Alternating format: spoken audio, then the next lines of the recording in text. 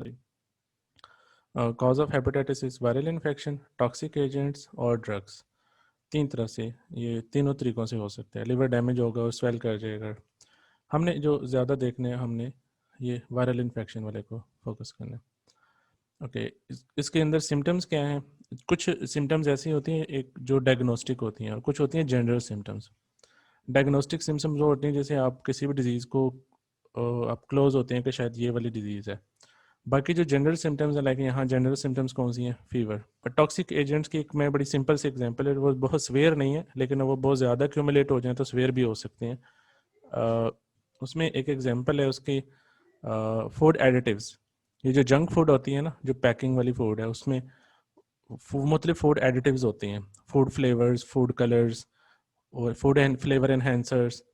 तो वो जो बॉडी को रिक्वायर्ड नहीं है तो वो टॉक्सिक एजेंट के तौर पे काम। उसके अलावा एक्सेस अमाउंट में अगर हम प्रोटीन कंज्यूम कर लें तो उसे नाइट्रोजन वेस्ट ज़्यादा बनेगा, क्योंकि लिवर के अंदर ही वो डीएमिनेशन होती है, अमाइनो एसिड की ब्रेकडाउन होती है। तो अमाइनो एसिड की एक खास लेवल तक तो लिवर उसे मैनेज करता है, लेकिन अगर उसका एक्सेस लेवल हो जाए अमोनिया का तो इट कैन ऑल्सो अफेक्ट। तो toxic agents may be directly from the food source, और ये भी हो सकता है हमारी बॉडी में वो केमिकल रिएक्शन से बने। एक और छोटी सी मिसाल, मैं नहीं कह रहा कि वो cause of hepatitis, but that is also a toxic agent. कि फ़र्ज़ करें हमने फ्रूट इस्तेमाल किया और उसके ऊपर स्प्रे हुआ है पहले, और हमने उसको बगैर साफ़ किए, धोए बगैर डायरेक्टली वैसे ही कंज्यूम कर लिए, तो yes that is also toxic agent. ठीक है। जनरल सिम्टम्स की मैं बात कर रहा था। जनरल सिम्टम्स होती हैं वो सिम्टम्स जो कि किसी भी डिजीज़ में, काफ़ी ज़्यादा डिजीज़ में अपीयर हो सकते हैं। Like fever. फ़ीवर हम यहाँ पे देख रहे हैं कि फ़ीवर हेपेटाइटिस में है, तो फ़ीवर वैसे भी हो जाता है उसमें। इन्फ्लुएंजा में भी हमने पढ़ा था कि फ़ीवर होता है। ठीक है। वैसे कोई बॉडी के अंदर कोई भी माइल्ड सी इन्फेक्शन हुई हो तो उसमें भी फ़ीवर हो जाता है। ठीक है। तो फ़ीवर इज़ अ सिम्पटम। ये जनरल सिम्पटम है। फटीग, थकावट, कि ये वैसे भी अगर आप ओवर वर्किंग करें तो वैसे भी थकावट हो जाती है, तो फटीग, यस, ये भी जनरल सिम्पटम है। एब्डोमिनल पेन, खाना आपके बॉडी में सही डाइजेस्ट नहीं हुआ, इनकम्प्लीट डाइजेशन हुई है, उससे भी एब्डोमिनल पेन हो जाती है। तो ये आपको डायग्नोज नहीं करती, ये नहीं आप बताती कि यार लिवर का प्रॉब्लम है। ये जनरल सिम्टम्स हैं, ये काफ़ी ज़्यादा डिजीज़ में होती हैं। कौन सी सिम्टम्स हैं जो हमें इस चीज़ को जो इंडिकेट करेंगे कि हाँ ये शायद प्रॉब्लम जो है ना, ये लिवर की प्रॉब्लम है?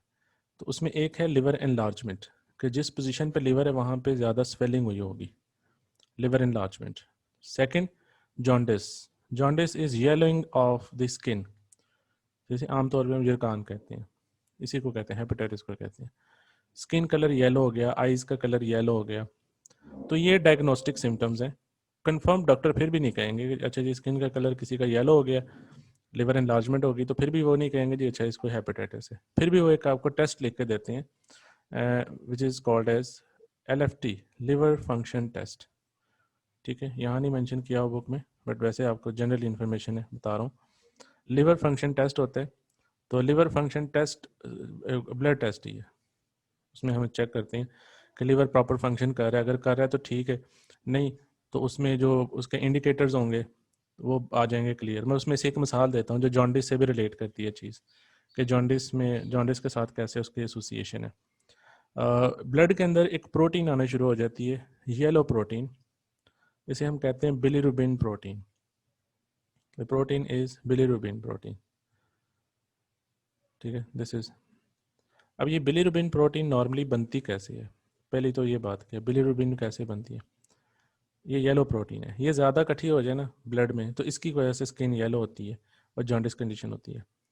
नॉर्मली ये बन रही होती है, ब्रेकडाउन होती है लेकिन इसकी फर्दर। अब आपको ये भी पता है कि रेड ब्लड सेल्स की एक स्पेसिफिक लाइफ है, उसका एक लाइफ स्पैन है। अब ये रेड ब्लड सेल्स की लाइफ होती है, बनती है बोन मैरो में, इनका लाइफ स्पैन होता है 120 डेज। आफ्टर 120 डेज स्प्लीन इसको अलहदा करके लिवर के हैंड ओवर कर देता है, लिवर इसको तोड़ता है। और लिवर जब स्प्लीन ये जो हेमोग्लोबिन को तोड़ता है तो उसके रिजल्ट में बिलिरुबिन प्रोटीन बनती है। नॉर्मली लिवर ये करता है कि इस बिलिरुबिन प्रोटीन को मजीद तोड़ेगा और सिंपल मॉलिक्यूल्स में, और फिर बाकी जो और इससे सिंपलर मॉलिक्यूल्स होंगे उसको यूरिन से रिमूव कर दिया जाएगा, नॉर्मल प्रोसेस। लेकिन अगर लिवर सही तरह से फंक्शन नहीं कर रहा, उसमें कहीं प्रॉब्लम आई हुई है, तो अब क्या होगा? अब ये नहीं होगा कि वो ये प्रोटीन ब्रेक डाउन नहीं होगी, यानी कि अब ये प्रोटीन बन तो रही है, आरबीसीज तो टूट रहे हैं, लेकिन इसकी फर्दर ब्रेकडाउन जो वो नहीं हो रही, क्योंकि कुछ एंजाइम्स जो कि लिवर ने बनाने थे, लिवर खुद स्ट्रेस में है तो वो सफिशिएंट अमाउंट में वो एंजाइम्स नहीं बनाता, बिलीरुबिन टूटती नहीं है, ये येलो कलर की प्रोटीन एक्यूमुलेट कर जाती है ब्लड में, जिसकी वजह से स्किन का कलर येलो हो जाता है, आइज़ का कलर येलो हो जाता है। एक्चुअली ये ब्लड के अंदर ये इसकी प्रेजेंस ज़्यादा है, और आइज़ में और स्किन के सरफेस के क्लोज ब्लड कैपिलरी नेटवर्क काफ़ी ज़्यादा होते हैं, जिसकी वजह से ये येलोइंग आ जाती है। ओके, नेक्स्ट इसकी दो दो टाइप्स हैं, हेपेटाइटिस में भी एक्यूट और it may be chronic. Note is the difference between chronic and acute. चले मैं आपको पूरा लिखना ना पड़े, मैं डिफाइन मैं कर देता हूँ, आपने बस ये बताना है कि मैं किसकी बात कर रहा हूँ। ऐसी डिजीज़ जो कि शॉर्ट टर्म के लिए एग्जिस्ट करती है, थोड़ी देर के लिए एग्जिस्ट करती है और उसके बाद वो क्योर कर जाती है, उसे क्या कहते हैं, एक्यूट या क्रॉनिक? Acute, good. और वो जो ज़्यादा देर तक रहे, प्रोलॉन्ग करे, काफ़ी ज़्यादा देर तक स्टे करे, यानी कि उसको हम क्या कहेंगे, क्रॉनिक। अच्छा, गुड। अच्छा, अब इसमें कुछ ऐसी भी टाइप्स होती हैं जिनमें दोनों पॉसिबिलिटीज़ हैं, उसमें स्टेज पे होता है। लाइक हेपेटाइटिस सी जो है ना, इनिशियली एक्यूट स्टेज में होता है, लेकिन वो ज़्यादातर डिटेक्ट होता है क्रॉनिक स्टेज पे, वो बड़ा स्लो डैमेज करता है, आहिस्ता आहिस्ता फैलता है। तो इसमें दोनों स्टेजेस भी हो सकती हैं। ये आखिर में मैंने एक टेबल बनाया हुआ है, वो भी आपसे शेयर कर दूंगा मैं। So it may be a mild type acute, और it may be even chronic. और इससे ये भी हो सकता है कि क्रॉनिक के बाद जब कॉम्प्लिकेशन हो जाए और कॉम्प्लिकेशन से ये इसको जैसे कैंसर भी स्टिमुलेट हो सकता है, आगे आगे आगे इसके कॉम्प्लिकेशंस हैं कि माइल्ड टाइप भी हो सकती है एक्यूट, और अगर क्रॉनिक केस में आ गया तो फिर लिवर कैंसर भी हो सकता है, ये कॉम्प्लिकेशन है इसकी। ओके जी, this was about the introduction. अब आ जाते हैं इसकी types. Hepatitis A, hepatitis A virus, hepatitis A is caused by hepatitis A virus. ये इसकी कॉज है, hepatitis by hepatitis A virus which is RNA envelope, नहीं आरएनए नॉन एनवेलप्ड वायरस। अच्छा, ये वाहिद है जो आरएनए वायरस तो है लेकिन नॉन एनवेलप्ड है, it's the only virus which is non enveloped. It is RNA virus, HAV is RNA virus and it is non enveloped. बाकी जितने भी हैं ना, ये मैं आपको बाकी भी बता देता हूँ। ये हेपेटाइटिस बी है, उसके बाद नेक्स्ट पेज पे हम देखें, ये हेपेटाइटिस सी है, डी है, ई, जितने आपको नज़र आ रहे हैं सब में एनवेलप मौजूद है। सिर्फ हेपेटाइटिस ए वायरस जो है उसके केस में एनवेलप नहीं है, it is the only virus which is non enveloped hepatitis में। एंड इसकी जो ज़्यादातर केसेस होंगे माइल्ड केसेस होंगे, शॉर्ट टर्म मतलब एक्यूट केसेस होंगे, लेस वायरुलेंट, बहुत ज़्यादा स्ट्रॉन्ग डैमेज नहीं होता, ठीक है, कि बहुत क्विक डैमेज करे और बहुत जल्दी को डेथ काज कर दे, नहीं, ग्रेजुअल डैमेज है इसका, माइल्ड टाइप है, दरमियाना सा, और शॉर्ट टर्म थोड़ी देर के लिए एग्जिस्ट करता है। नेचुरल इम्यून सिस्टम इसके अगेंस्ट फाइट करता है और इस काफ़ी हद तक इसको मैनेज भी कर सकता है। इन सम केसेस, कुछ केसेस में अगर किसी का इम्यून सिस्टम वीक हो तो फिर इसकी मैनेजमेंट मुश्किल होती है, फिर ये डिजीज़ जो है इसको इसके लिए फिर वैक्सीनेशन या एंटीवायरल से मदद ली जाती है। अच्छा, इसको इसके मतलब कुछ इंटरेस्टिंग फैक्ट्स हैं कि it is also called as infectious hepatitis. वो इसकी स्प्रेडिंग मेथडोलॉजी की वजह से, वो इसलिए जो नाम है कि वो स्प्रेड कैसे होता है। अब स्प्रेडिंग, जनरल स्प्रेडिंग मेथड जो है ना, जो सारे हेपेटाइटिस के टाइप्स में होंगे, वो है ब्लड ट्रांसफ्यूजन, वो sexual contact. Hepatitis A virus ये नॉर्मली फैल रहा है किससे, सेक्सुअल कांटेक्ट से और ब्लड ट्रांसफ्यूजन, ये सारे इसी से फैलते हैं, ABCD सारे। उसके अलावा जो कुछ और मेथडोलॉजीज हैं, लाइक ए और तरीके, और किस तरीके से फैलता है, कंटेमिनेटेड वाटर से भी सारे फैलते हैं, ये एक और तरीके से भी फैल सकता है। It may also spread bye contact with faeces. Direct contact कैसे होगा फीसेस के साथ, डायरेक्ट नहीं है, इनडायरेक्ट है। कैसे, वेक्टर्स, हाउस फ्लाइज गंदी जगह पे भी बैठते हैं, फेसेस पे भी बैठती हैं और फूड पे भी बैठती हैं, तो they can transmit the germs from the faces, number 1। Number 2, अगर फेसेस ड्रेन आउट हो गई कहीं वाटर में और वही वाटर जो है वो प्रॉपर क्लीनिंग उसकी नहीं हुई, विदाउट फिल्ट्रेशन उसको कंज्यूम कर लिया गया, ठीक है, हाइजीनिक कंडीशन अच्छी नहीं है किसी एरिया की, तो उस कंडीशन वहाँ पे भी ये अब वाटर के ज़रिए ये स्प्रेड हो गया। तो ये होता है contact with faeces, not direct but indirect, yes. Okay, let's move on to the hepatitis B. Hepatitis B उसी तरह से इट स्प्रेड्स, पहले तो इसका genome, it is caused by hepatitis B virus, and hepatitis B virus is DNA virus. This is once again, इसमें भी एक exception है। Hepatitis B virus is the only virus which is DNA virus.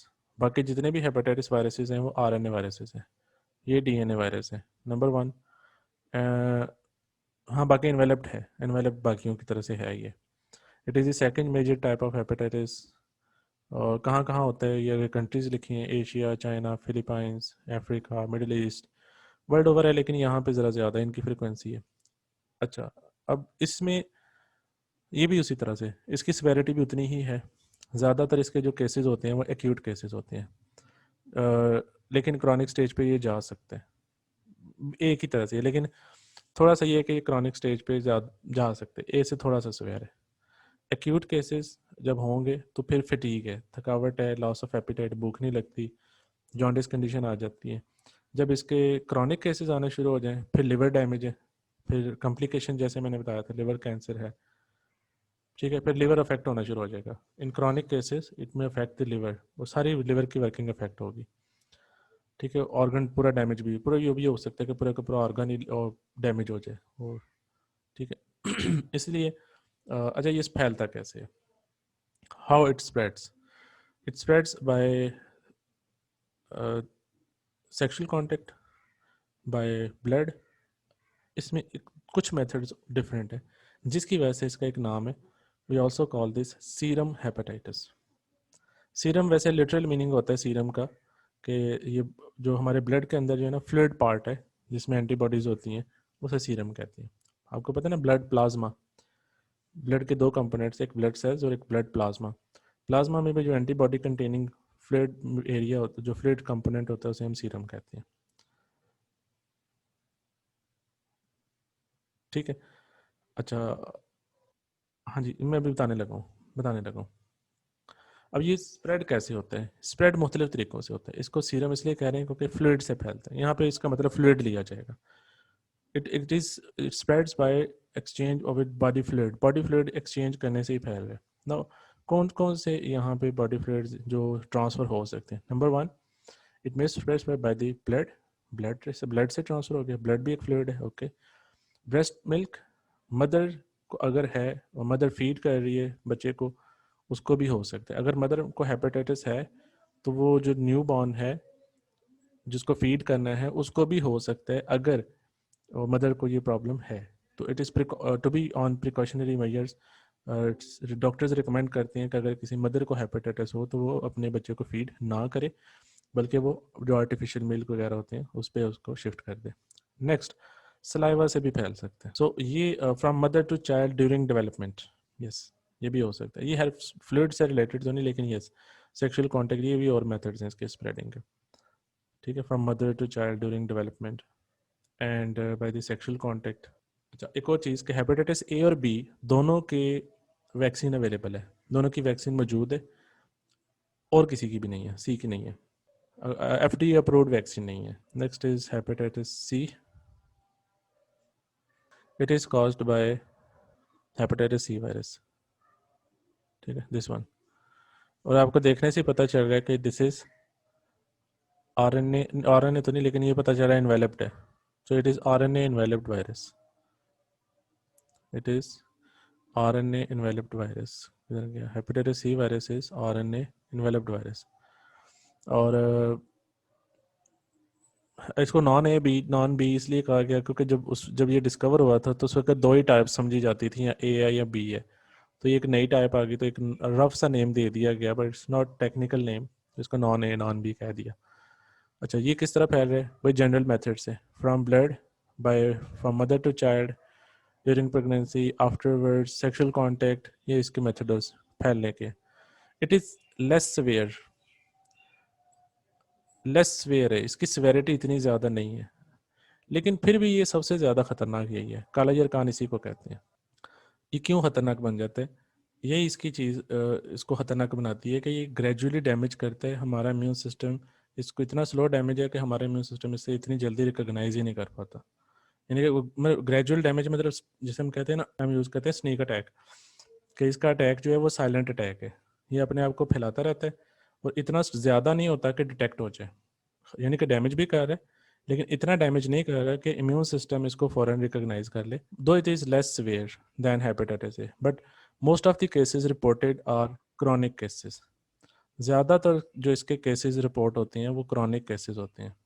Chronic मतलब long term, prolong करती हैं। ये appear उस वक्त होता है, ये सिम्टम्स अपनी उस वक्त शो करते हैं जब ये काफ़ी हद तक बॉडी में फैल चुका होता है। तो hepatitis C is mostly in the chronic stage. Okay okay, hepatitis D, इसे डेल्टा हेपेटाइटिस भी कहते हैं क्योंकि फोर्थ टाइप ये डिस्कवर हुई थी। Delta is the fourth letter in the Greek alphabet, इसलिए ये नाम है। स्प्रेडिंग, अच्छा ये इसका जो जीनोम है, इसका जो वायरस है वो भी आरएनए इन्वेलप्ड वायरस ही है। जैसे हेपेटाइटिस सी का मैंने आपको बता दिया ना कि ये हेपेटाइटिस सी है, इसी तरह हेपेटाइटिस डी का जो ये जीनोम है जिससे वायरस है ये है, this is RNA enveloped virus. इस बाकी सारे आरएनए इन्वेलप्ड हैं, ये भी ठीक है, एनवेलप मौजूद है इसमें, एनवेलप तो नज़र भी आ रही है ना हमें, और ये आरएनए वायरस है, तो it is RNA enveloped virus. Spreading method इसका वही है, सेक्सुअल कांटेक्ट, ब्लड ट्रांसफ्यूजन, इस तरह से स्प्रेड होता है। ओके, उसके बाद हेपेटाइटिस ई जो लास्ट टाइम हमने पढ़नी है, that is it also spreads by contact with faeces like hepatitis A. Hepatitis A की तरह ये फीसिस से फैल रहा है, by contact with faeces. It may also spread by pig meat. ये किसने ये बात फाइंड आउट की थी, ये थे हाल्बर एंड देयर फेलो साइंटिस्ट, इन्होंने ये फाइंड आउट किया था कि पिग मीट से भी ये फैलता है। एक और चीज़ बड़ी इंटरेस्टिंग है कि ये हेपेटाइटिस बी या बी के साथ है शायद, उसके साथ एसोसिएटेड है कि उसके साथ इसकी इन्फेक्शन होती है, पैरेलल इन्फेक्शन होती है, प्राइमरी इन्फेक्शन के तौर पे ये ज़्यादातर नहीं आता। एफ और जी का मैं पहले बता चुका हूँ, they are not yet known. अभी इनका स्ट्रक्चर, इनके इन्फेक्शन साइकिल अभी तक इतना हमें नहीं पता क्योंकि इसके केसेस बहुत ही कम रिपोर्ट हुए हैं, जिसकी वजह से हमें इसका अभी इतना आइडिया नहीं है। तो बहरहाल कुछ केसेस रिपोर्ट हुए तो इसलिए नाम दे दिया कि ओके। लास्ट में बुक में येलो बॉक्स मेंशन किया हो जो मैं बता चुका हूँ कि genetically engineered vaccine is available only for hepatitis B virus and hepatitis A virus and it is not available for hepatitis C virus. Hepatitis C के लिए नहीं है, नॉट।